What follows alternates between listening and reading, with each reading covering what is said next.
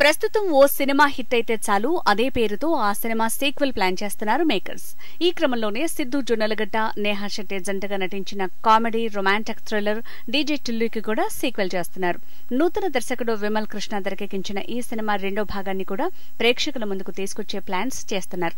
ఆగస్టులో షూటింగ్ మొదలు కాబోతున్న తరుణంలో ఊహించని విధంగా ఈ సినిమా నుంచి దర్శకుడు తప్పుకున్నట్టు సోషల్ మీడియాలో ప్రచారం జరుగుతోంది.